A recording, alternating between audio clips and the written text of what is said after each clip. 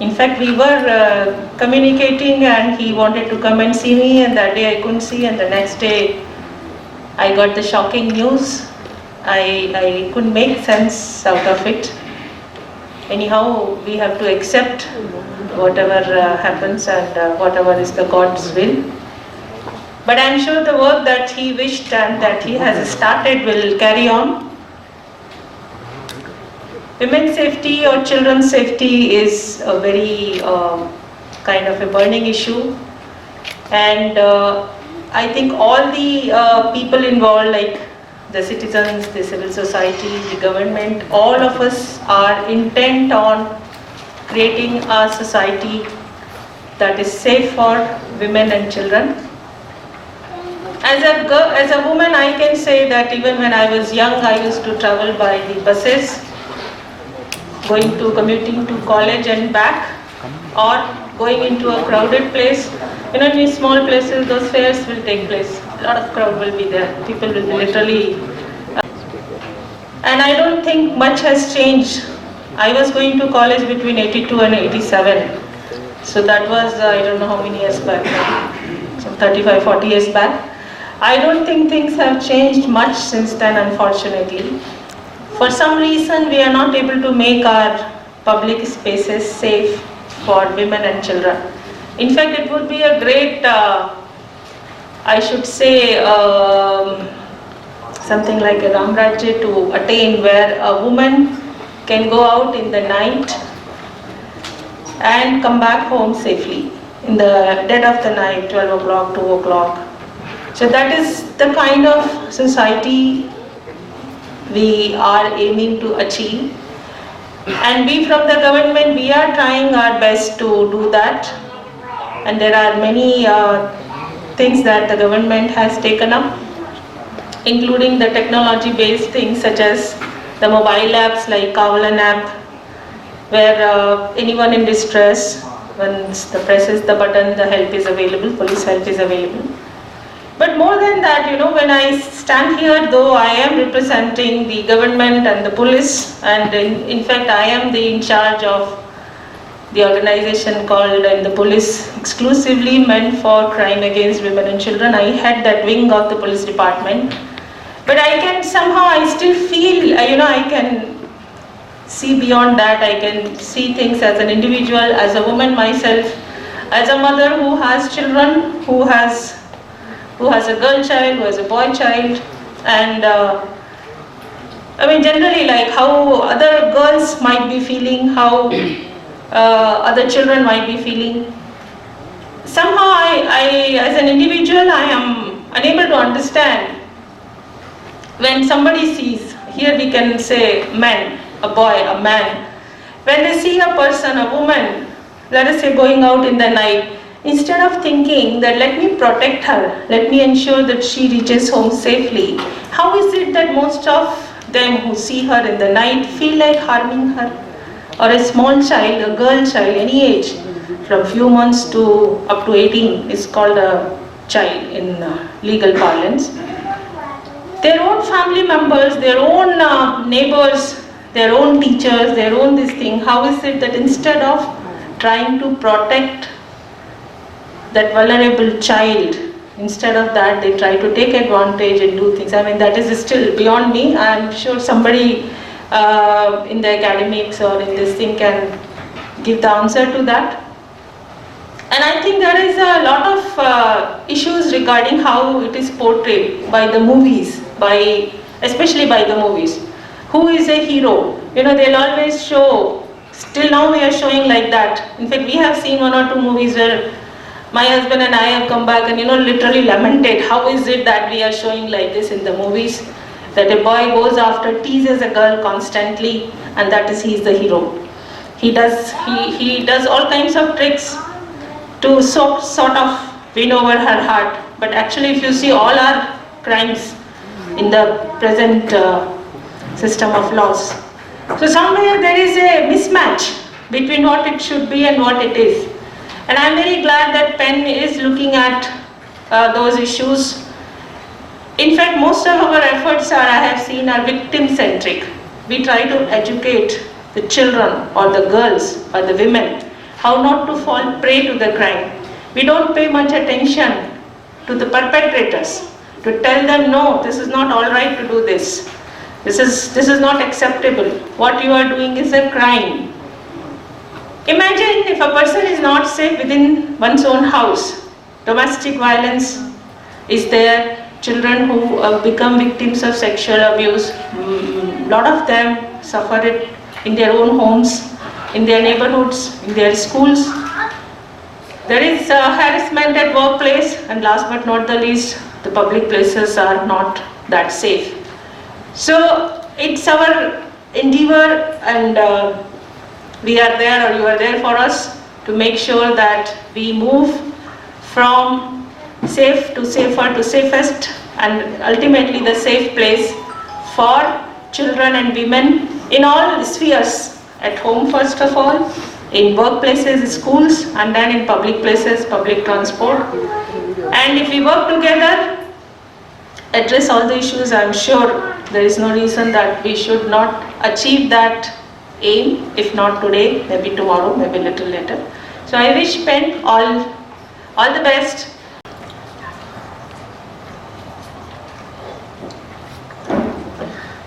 Today is a actually very emotional day for PENN. One of the pillars of PENN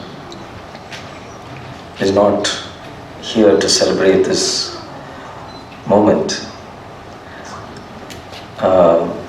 I could feel the emotion when we unveiled the beautiful portrait. I can imagine how the family and the trustees are feeling today. But I think his spirit, the energy, the vision, everything is there in each one of you to take this whole movement forward successfully. India is considered one of the world's most dangerous countries in terms of safety for women and sexual violence against women, for which actually we should be all ashamed of.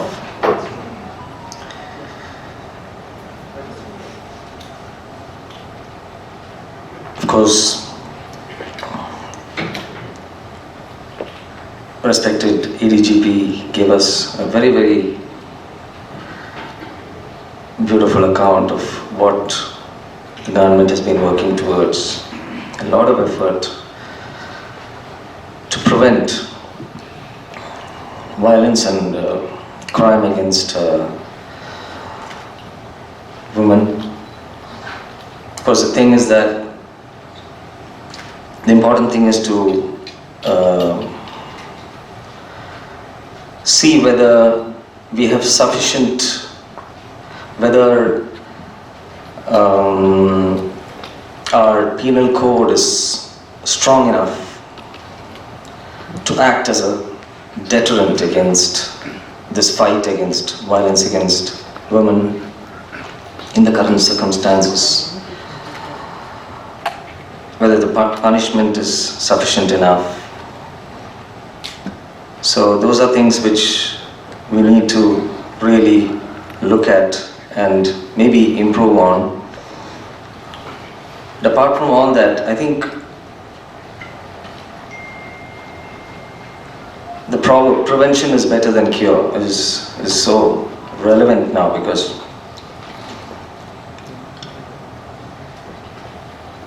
once we prevent it at the grassroots level, and that's what is going to help this whole process. And that's where sensitizing men against any kind of violence against women comes into play, and which is a very, very important point that many of the trustees also mentioned here.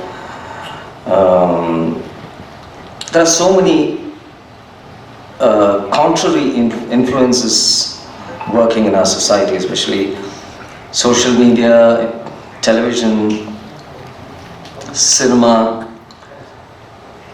which we find sometimes, they completely uphold violence against women and normalize violence against women, or possibly even justify it as a very acceptable social treatment. This is a very important point, because if you look at the messages going out on popular media, that can be misused completely. Apart serial, always, if you see, women are all villains. And to set right, the man will just slap her. What is this? What are we trying to prove?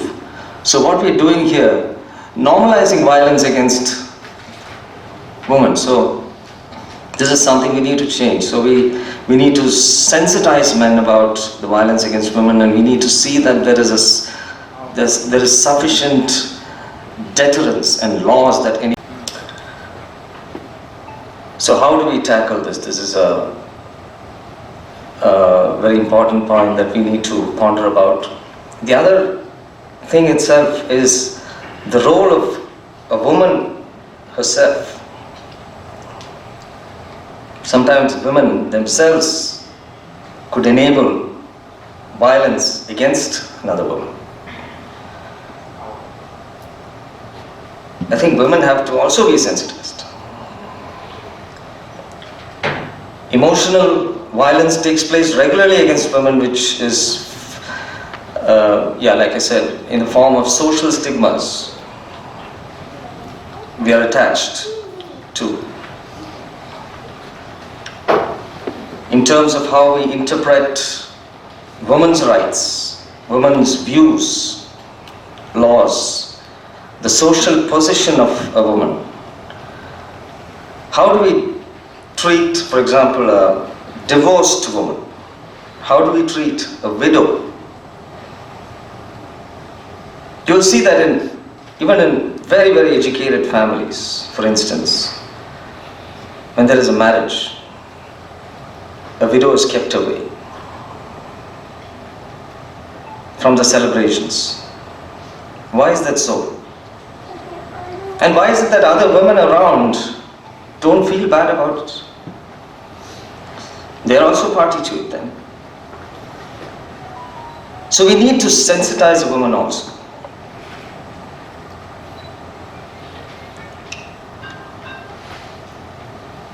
So there is a constant stigma of emotional violence all the time, perpetrated by men and women in society, which is a huge social violence in itself. In fact, I am reminded of a very interesting incident, a very, very dear friend of mine. During his marriage, the young girls on the the bride and bridegroom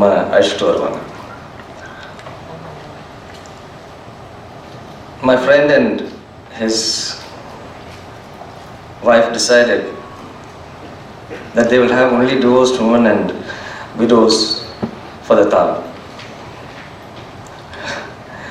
So that's something, that's a great thought. So, but just to summarize,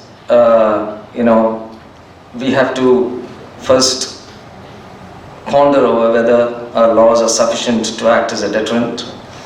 How effective is our redressal mechanism available? Then we come to prevention. How good is our sensitization? How good is our law and government mechanism to check social and media influences that perpetrate violence against women? And then we come to the emotional aspect, how we can prevent this. All that I've been mentioning today is what PENN is all about. That's what they're doing. And that's what they're trying to do. I'm truly blessed to be a part of this beautiful venture. And Sridhar is a very good friend. Sriram Sharma, I know him even before I met, so many years. My first very, very successful devotional song was written by Sriram Sharma and became a huge hit. So I'm so happy that he's also part of this. And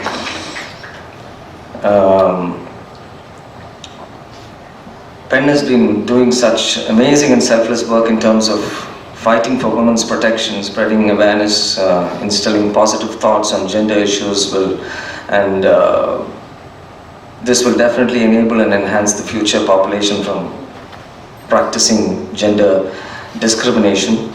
So again, my sincere thanks, Sridhar. Thank you for making me a part of this beautiful venture, and I'm so happy to be associated with PENN and help in whatever way I can to make sure that their objectives are met and to make the world a better place, a much better place, and a safer place for women and children. Thank you.